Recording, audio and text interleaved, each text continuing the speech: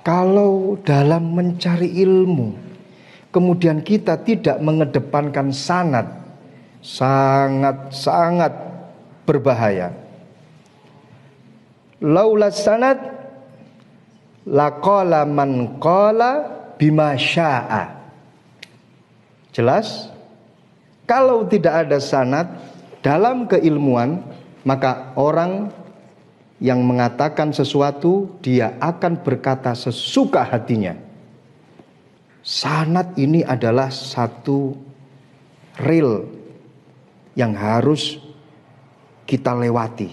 Jangan sampai terus kemudian lepas dari rel tersebut. Ini pentingnya sanad.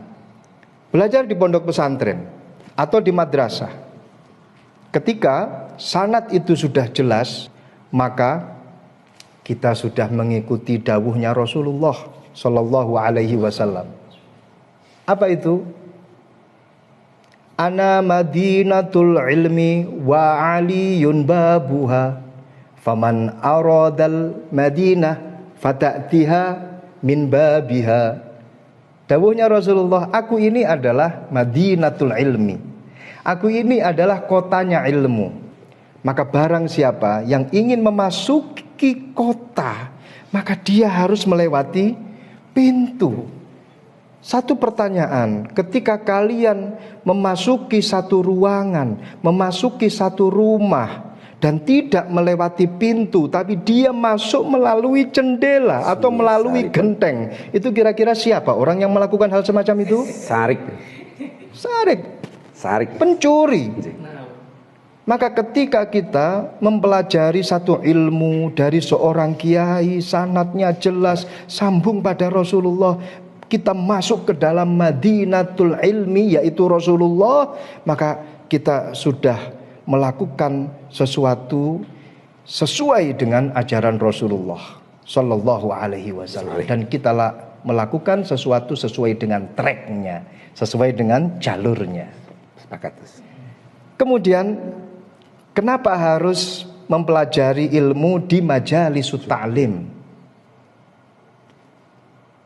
Ketika di usia yang sudah masuk masa tua, tentu ketika berada di bangku sekolah, rasanya gimana gitu. Betul kan? Ketika sudah memutih ini yang namanya rambut, terus kemudian dia apply, submit data untuk menjadi seorang santri di pondok pesantren, padahal rambut sudah memutih. Rasanya gimana gitu? Walaupun toh apa yang dia lakukan, semisal dia memaksakan diri untuk menjadi santri, ya sah-sah saja. Kita ketahui Ibnu Hazm Al-Zahiri, beliau masuk menjadi seorang santri umur 25. Kemudian Syekhul Islam Zakaria Al-Ansari masuk menjadi santri umur 26 tahun. Al-Imam Qafal di situ masuk sudah umur 40 tahun. Nggak ada salahnya kalau kita melihat sejarah para ulama-ulama kita terdahulu. Akan tetapi kebanyakan mereka ketika sudah menua, mau masuk duduk di bangku sekolah, di bangku madrasah, rasanya gimana? Solusinya bagaimana?